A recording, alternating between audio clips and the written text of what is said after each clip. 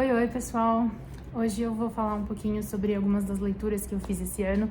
Eu tô vendo que bastante gente tem compartilhado isso que estão chamando de tag dos 50%, as leituras da metade do ano, já que a gente já tá em julho. Eu nem tô fisicamente com todos os livros que eu li esse ano, então eu vou mostrar só algumas coisas pra vocês que eu fiz uma seleção, para evitar também fazer um vídeo que fique muito longo e traga várias referências, né, aleatórias.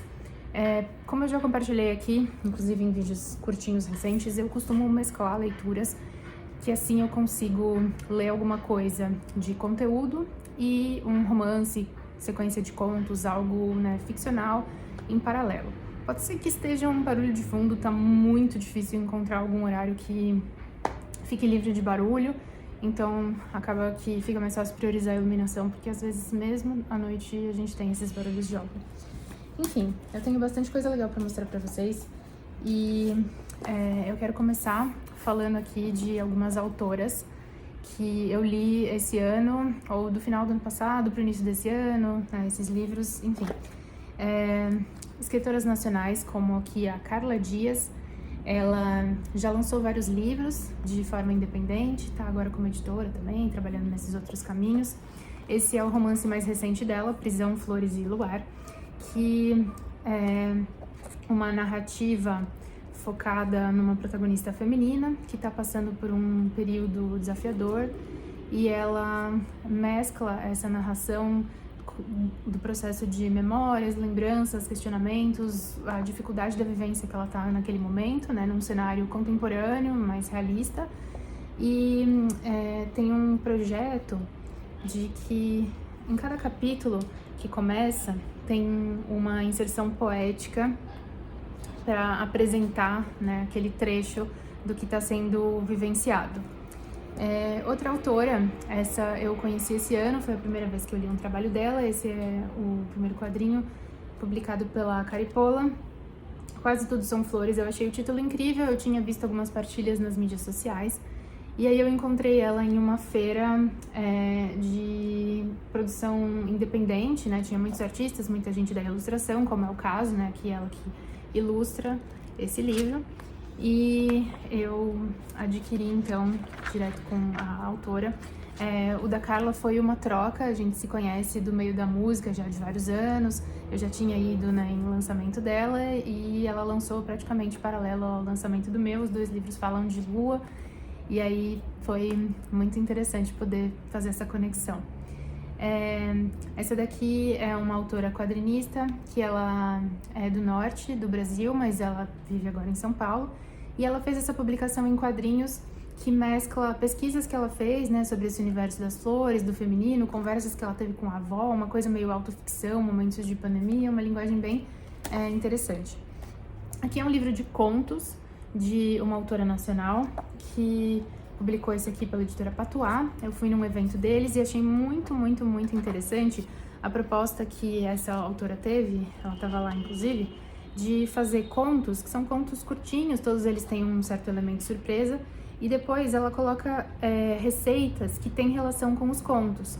Só que uma coisa muito interessante, que eu não sabia quando eu fiquei sabendo do livro, é que todas as receitas têm versão vegana, porque inclusive a autora, hoje em dia ela é vegana e só cozinha assim. Então, para as pessoas que são vegetarianas e veganas, esse livro nos contempla e traz propostas muito interessantes. Eu acabei de me dar conta que o outro que eu vou mostrar não tá aqui do meu lado, então eu vou buscar. Esse livro eu tô com a versão digital. Quando eu fui adquirir ele na Bienal já tinha esgotado, né? Só tinha os volumes seguintes.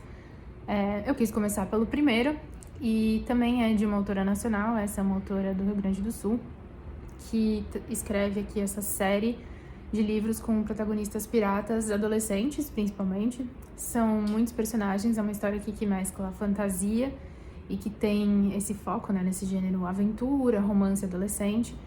E tem uma linguagem bem acessível, bem divertida, ela conseguiu trabalhar aqui com vários elementos. Tem até um primeiro episódio de série gravado com uma boa parte da história desse primeiro livro, para quem quiser conhecer. E aí fica aqui esse referencial, né? Vocês veem que só nesse recorte eu mostrei livros super diferentes uns dos outros, para vários gostos, tanto com formatos, temas e afins, que são todos de autoras brasileiras contemporâneas. Uma outra coisa que foi muito bacana de acompanhar esse semestre foram os livros ilustrados. Eu vou trazer aqui só uma seleção bem curtinha. Esse aqui eu encontrei numa feira de livros que aconteceu numa rua, no bairro do Bexiga. Foi a primeira vez que aconteceu essa edição, organizada por uma livraria, apoio de outras livrarias, editoras, enfim, para poder funcionar com barracas só de livros e de editoras, e inclusive com descontos. Então, esse aqui voltou comigo. É um livro que tem essas cores bem interessantes. Ele é sobre palíndromos. A gente percebe no título, é uma construção de frases com palíndromos de uma maneira bem interessante, super poética. E olha que bacana a proposta dessa ilustradora, que é a Bruna Lubambo, de fazer essas imagens, né, que também tem essa ideia do palíndromo, né, desse espelho, de um lado para o outro. Achei super criativo. Eu tinha visto um programa de entrevista com ela e aí eu achei esse livro, achei muito, muito legal. Esse aqui, eu fiquei sabendo da proposta dele, né, por acompanhar a editora. Kaliawiri, a Árvore da Vida, é um relato muito antigo sobre a origem dos alimentos e a biodiversidade da floresta amazônica. Para os indígenas Piapocó, seus povoadores ancestrais, tudo começou quando o Kutsi, o macaco da noite, descobriu um delicioso abacaxi e depois inúmeros outros frutos nos ramos de uma árvore imensa. A história passada de geração para geração, ela foi narrada para um etnólogo, e aí ele fez, né, esse acompanhamento, e isso chegou para essa ilustradora, que é a Cissa Fittipaldi, e ela transformou tudo isso, né, em imagens muito, muito, muito interessantes. E no relato, né, que compõe essa história, tá difícil de mostrar assim, eu achei muito precioso, assim, esse material que a gente tem de um relato de história oral que foi ilustrado por uma pessoa que faz viagens e descobertas antropológicas para poder desenvolver. Eu acompanhei um pouco, né, da trajetória e das falas dessa ilustradora para poder conhecer um pouco mais sobre isso. E o tema, muito interessante, né? Ele é um livro que é publicado com um direcionamento para o público infantil, e além dele ser uma ótima ferramenta de ensino, eu sinto que, assim, a gente também tem que lembrar desse encantamento enquanto adultos, né? E esse livro, antes de eu entrar aqui nessas outras seleções, a gente tem uma reflexão muito importante, porque eu achava, né, que no mundo adulto a gente tem essa diminuição de conexão com a leitura ou outras atividades que lembrem essa ideia do lúdico, da imaginação e afins. E aí eu fui vendo algumas pessoas que atuam, né, nesse campo da infância, da pedagogia, desse universo, falando que tem muitos espaços que acabam trabalhando com os livros só como uma função paradidática, ou seja, para complementar um conteúdo didático ou para falar sobre algum tema já bem objetivamente definido, e o livro servir como uma forma de reforçar aquele assunto. Isso aqui é assim, né? Passar a informação bem bruta e direta. E o editor aqui da USE até estava comentando numa entrevista, foi um pouco antes desse livro ser lançado, dessa questão de querer publicar literatura e livros que não sejam pensados para uma utilidade específica. Porque quando a gente vai falar de leitura literária, faz parte do processo a gente ter esse movimento do encantamento, de ter camadas do processo, né? Imagina você olhar para as cores, para a ilustração, para a textura, para o formato do texto, para que ideias que ele te trouxe, para como que aquilo soa. E isso vai ser um experimento diferente para cada pessoa. E faz parte da nossa conexão com esse universo literário, com esse universo dessa produção subjetiva, que a gente tenha essas camadas e que também existam algumas nuances de diferença de pessoa para pessoa. Se a gente fizer uma produção assim, né, um movimento de mediação só para um objetivo específico, tipo, vamos pintar as plantas de verdes, o céu é azul, ou a gente precisa sentar em fileirinha assim, então a gente acaba diminuindo muito o potencial desse material tão legal para fazer uma coisa que a gente pode fazer de diversas outras formas, às vezes muito mais rápidas, muito mais diretas, né? E que também, depois, fazendo desse jeito, a gente pode acabar gerando frustração e afastando os futuros leitores que vão associar isso com uma atividade de obrigação, e que agora tem novas gerações de pais que estão deixando de ler para os filhos ou de comprar livros porque associam com lição de casa. né, de ter uma resposta certa, de precisar cumprir tarefa. Eu peguei aqui alguns livros do campo da teoria. Eu acabei de perceber que tem outro que também não tá aqui comigo, que eu já mostrei para vocês antes. Esse aqui foi uma das minhas leituras mais recentes, eu trouxe, né, da feira da Unesp. Eu estava bem curiosa para ler mais das publicações dele, né, do Krenak. E essa aqui, ele fala, né, dessa ideia de futuro apocalíptico que acaba assombrando, né, as nossas referências. E será que, né, como que a gente pode trabalhar com essas ilusões que nos separam até dessa ideia de natureza, né? E aqui é uma coleção de textos, dá pra ver que é um livro pequeno, né?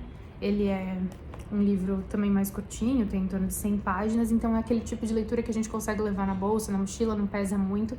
É uma leitura fácil, é bem conversa, assim, são conjuntos de palestras e textos que tem uma linguagem menos acadêmica, né, assim, conecta independente da área que você vem. E ele traz esse olhar dos povos originários, né, os rios, esses seres que sempre habitam os mundos em diferentes formas, são que me sugerem que há futuro a ser cogitado e que esse futuro é ancestral porque já estava aqui. E ele nos lembra, né, da importância da gente escutar mais a natureza, né, manter essa conexão e também lembrar dos imaginários e do sonho que sempre são trazidos, né, pelo referencial de povos originários. E esse aqui também já apareceu em várias partilhas do canal porque foi uma super surpresa muito grata. Eu não estava pretendendo comprar livros de teoria no início desse ano, porque eu já estava com alguns aqui, né? Às vezes a gente tem aqueles livros grandões, teóricos, que tem vários capítulos independentes, né? Que são de autorias diferentes e são só com um tema em comum. Eu ia aproveitar para ler isso. Estava com artigos acadêmicos também, porque eu estou participando de alguns grupos de estudo. Só que aí, 2 grupos de estudo que eu estava acompanhando falaram dessa referência em uma diferença, assim, de 4 dias. Eu fui ver sobre o que era esse livro desde a primeira vez, porque eu fiquei bem curiosa. Eu nunca tinha lido nada da Michelle Petit, ela é uma pesquisadora de literatura, linguagens, né, uma antropóloga francesa. E aqui, os Somos Animais Poéticos, a Arte, os Livros e a Beleza em Tempos de Crise. Começa com uma referência, né, do Schopenhauer falando que os brancos não sabem sonhar e o resultado se traduz na destruição de florestas, poluição de rios, muitas espécies levadas à extinção. E aí ela trazendo uma referência, né, dessa ausência de sonho e falando, né, desse mundo em crise e como que a literatura oral escrita, além de outras formas de arte, aqui ela cita exposições também, a música e alguns outros caminhos, que podem nos ajudar a recuperar os nossos desejos e a nos conectar conosco e o mundo à nossa volta. Estamos precisando desse tipo de reflexão e de conexão. Ainda tem se falado pouco sobre isso e sempre de formas muito breves. A gente esquece que parar para contemplar, seja a natureza, uma exposição, um espetáculo, um filme, um livro, são momentos não só de pausa necessária para a gente poder descansar, reconectar as energias, mas para a gente reconfigurar o nosso olhar, expandir a nossa conexão com o mundo que está ao nosso redor, conhecer um pouco mais por outras perspectivas, que não sejam só, assim, fala isso, coloca isso, nananã, outras culturas, outras épocas, outras possibilidades. A nossa imaginação está ficando bem encurtada. Muitas das coisas que a gente utiliza hoje em dia são coisas que surgiram-se muito nos últimos 10 anos e elas estão virando referência das pessoas que vivem esse mundo pós-moderno, como se isso fosse a realidade e a única realidade possível. A gente precisa né, expandir um pouco essas nossas possibilidades. Tem muita vida à nossa volta, né, aqui como foi comentado mesmo, né, os rios, a natureza, que já passou por muitas transformações. Então é importante a gente lembrar, né, aqui ela desdobra e aprofunda temas que se tornaram referência nos estudos sobre leitura, fundação de bibliotecas, mediações culturais, e ela até cita no momento de Covid como que foi a relação de algumas pessoas, principalmente lá da Europa, com essa questão de leitura e escrita. E ela fala que algumas produções aumentaram muito porque as pessoas sentiam de se expressar, ou, né, precisavam extravasar de alguma forma, mas que várias pessoas relataram uma coisa que é o seguinte: elas tiveram mais tempo, porque algumas atividades ficaram em pausa, não tinham os deslocamentos, enfim, a vida social ficou mais restrita, Só que esse tempo nos converteu necessariamente em mais leitura ou outras atividades de lazer, porque a questão não era necessariamente a falta de tempo. Qual que é a energia que a pessoa tinha para se conectar com aquilo, né? De que forma ela conseguia extrair sentido daquela atividade naquele momento. Mas conforme as coisas foram, né, se modificando, esse espaço foi se reconfigurando também. E esse livro eu li porque ele faz muito sentido para os estudos que eu já venho fazendo, para os projetos que eu estava desenvolvendo e pretendo desenvolver, né? Ele dialoga com todas as áreas com as quais eu, né, tenho formação ou trabalhei, ou enfim, nesse campo de arte e de produção, né, de literatura, de contextos ficcionais e afins. Mas mais do que isso, assim, ele me trouxe um grau de inspiração que eu nem esperava ter, porque a gente abre esses livros pensando, eu vou estudar, vou ter uma referência de estudo, mas ela mostrou um potencial dessa arte em ação, em alguns espaços tão desafiadores, em projetos tão inspiradores, assim, de transformação, que eu até comecei a enxergar mais potencial do que eu já via nesse universo de arte-educação, mediação de leitura e todos esses caminhos. Então, são reflexões que são importantes, mesmo para quem nem tem ideia para escrever ou publicar ou se direcionar para essa área, porque qualquer contato que a gente tenha de poder mediar esse processo, participar enquanto, né, pessoas que vão apreciar a arte, também conecta com o nosso momento de mundo atual. Eu vou buscar só mais um antes de chegar na finalização desse processo. Esse daqui também foi um livro teórico que apareceu para mim esse ano. Eu, na verdade, já tinha me deparado com partilhas sobre ele, né, e esse professor de linguística, alguns anos atrás. E esse foi um livro, né, que teve uma primeira edição, depois esgotou e ele foi reeditado, voltou ao catálogo mais recentemente. E eu comecei a acompanhar um projeto voltado para o universo editorial, que inclusive tem um canal no YouTube que é do Vagas de Revisão, para quem é dessa área e se interessa. Os encontros acontecem com uma frequência mais ou menos mensal, porque tem alguns meses meio férias, né, isso não acontece.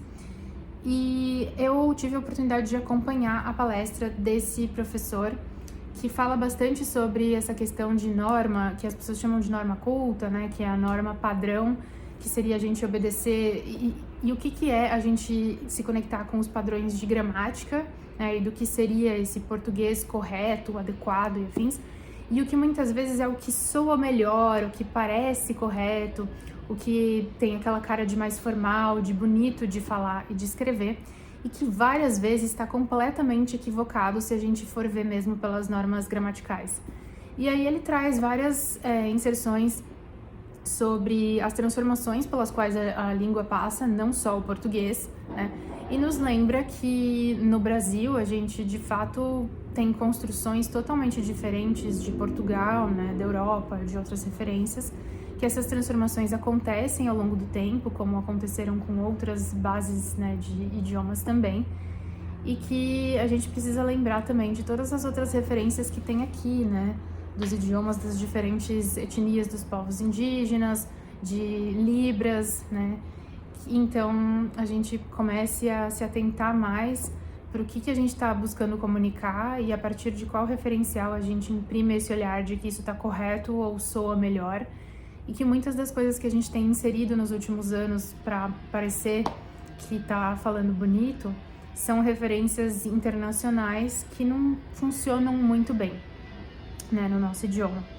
E eu, de curiosa, porque escrevo literatura, né, sempre gosto de entender um pouco mais como que funcionam os outros processos, estou conectada com o universo da edição e da produção editorial, e sinto também que para quem escreve personagem é interessante a gente ter esse olhar, porque é um balanço ali do texto entre o que você vai escrever nas partes, né, que são narradas, independente de se em primeira pessoa ou terceira, enfim, e daquilo que os personagens estão falando, né, e como que eles se comunicam. Eu falei que eu ia buscar mais um, mas esse aqui já estava aqui do meu lado, tá? O que eu deixei para o final. Uma das minhas leituras mais recentes foi esse romance, Indígenas de Férias, da editora dublinense, que tem umas publicações bem legais. Eu já mostrei coisas aqui do autor português Afonso Cruz, que eles também trazem, publicam brasileiras também.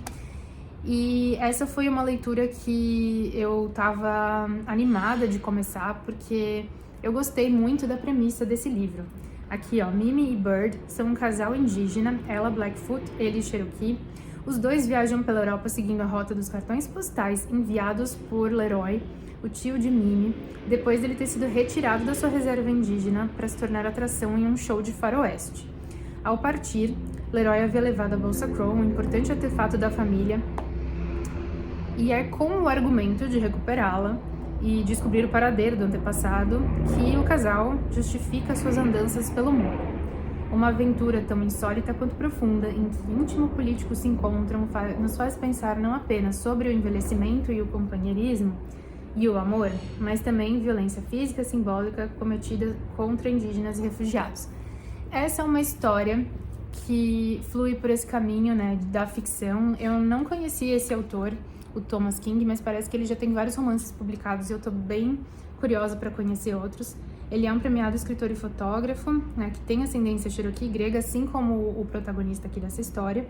É acadêmico, professor universitário, pesquisou narrativas indígenas, enfim, tem várias publicações também jornalísticas, assim como o nosso protagonista.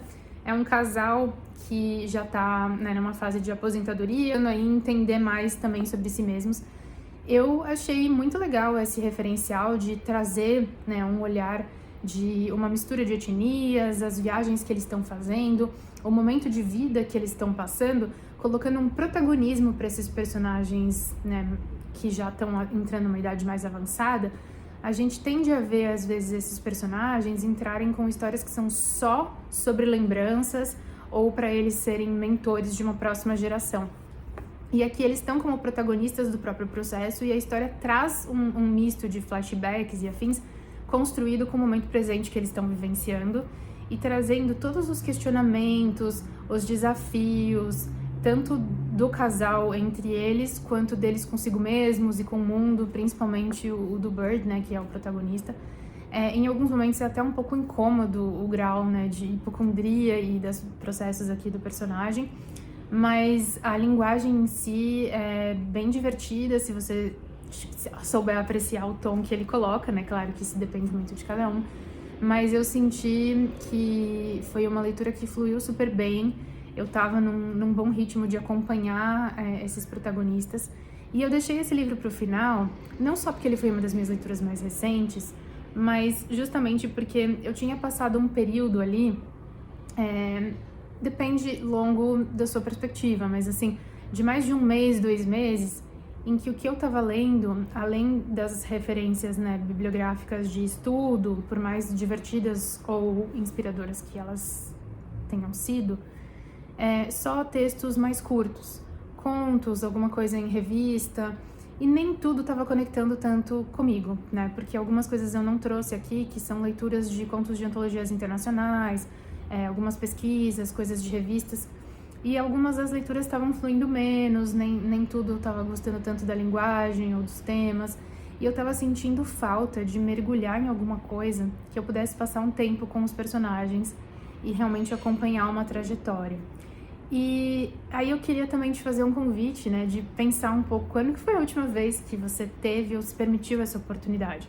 Eu sei que ressoa, né, diferente para cada pessoa, que algumas pessoas preferem se divertir de outras formas ou gostam mais de ir ao teatro do que ler um livro, que algumas pessoas preferem narrativas mais curtas ou gostam de calhamaços e ficar, né, meses lendo a mesma série, e tá tudo bem. Mas às vezes a gente esquece dessa possibilidade que esse mergulho nos traz. E, gente, aprendizado, ele acontece de várias formas, né? Tem várias inteligências, perfis, dinâmicas que são mapeados. Mas eu garanto que conteúdo existe em todos esses espaços, contanto que eles sejam bem trabalhados. Existem romances ou filmes, né, narrativos, ficcionais, que são mais superficiais, que vão trazer temas que a gente já conhece, que são baseados em fórmulas, mas tem outras estruturas que são bem interessantes, que são bem construídos, que conseguem nos entreter, né, sem perder esse valor desse processo literário, desse mergulho também em campo emocional, para valorizar só o tema que está sendo trabalhado e virar um grande panfletão, porque isso também acontece de vez em quando. Mas aí a gente tem aqui, por exemplo, uma história que nos convida a conhecer mais sobre diferentes culturas, referenciais étnicos, fala sobre vivências familiares, nos coloca aqui em perspectivas geracionais. né? Ele traz diferentes movimentos, pontos de vista, acontecimentos, visitas a pontos históricos. É um momento muito interessante porque nos últimos anos eu, por exemplo, comento bastante dessa questão de morar no litoral com as pessoas, né? Tanto quando eu tô um tempo, passo uma temporada ou antes, né? Num momento de desejo, ou enfim. E sempre associando muito, quando a gente tá no Brasil, a um lugar tropical, né? A um espaço que tem mais sol, que geralmente é mais quente. E aí, pela perspectiva deles no Canadá, é uma coisa assim, é um lugar gelado, úmido, que fica mais isolado do que o resto. E aí eu falei, realmente, né, dependendo de onde a gente tá localizado, aquela referência vai ter um sentido bem diferente. Então, eu tenho visto algumas partilhas muito inspiradoras também aqui no YouTube, que eu devo deixar ali no espaço de posts, que fica, né, depois da descrição do canal, e convido você a dar uma checada lá pra ver essas outras coisas bem interessantes. Uma delas me inspirou bastante essa semana, e tem a ver com essa partilha, né, de falar um pouco, da gente também lembrar de se conectar com essas narrativas que nos convidam a sonhar, a verificar outras camadas, a sair um pouco daquela inércia de informação que está no nosso dia a dia. E isso me convidou a repensar um pouco a maneira como esse canal está sendo conduzido. Então eu estou redesenhando um pouco aqui, tanto visualmente algumas das coisas, quanto uma pequena mudança do nome e de algumas estruturas. Então já vou adiantando aqui, né, para você que já está me acompanhando agora, que isso deve acontecer em breve, né, e vai combinar com tudo que está sendo falado. Eu vou seguir fazendo partilhas de literatura, de escrita criativa e esse tipo de reflexão. E se você gostou disso aqui, né, aproveita para deixar o joinha. Se não segue ainda o canal, se inscrever aqui. Me conta nos comentários se você já leu, pretende ler alguma dessas coisas que eu compartilhei por aqui, né, se alguma coisa te instigou a retomar também leitura, caso isso esteja mais desafiador por aí agora. E também te convido a conhecer a minha newsletter, que eu deixo a descrição tanto aqui na descrição do vídeo quanto na descrição do canal. Ela também é gratuita, eu faço partilhas quinzenais e ali eu compartilho quando vão acontecer alguns eventos, tanto meus, né, alguma coisa que eu esteja promovendo, quanto também quando tem feiras de livros que eu tô sabendo, quando, né, tem algum lançamento, aí lá fica mais fácil de fazer esse tipo de partilha. Então eu te agradeço mais uma vez por passar por aqui e até a próxima!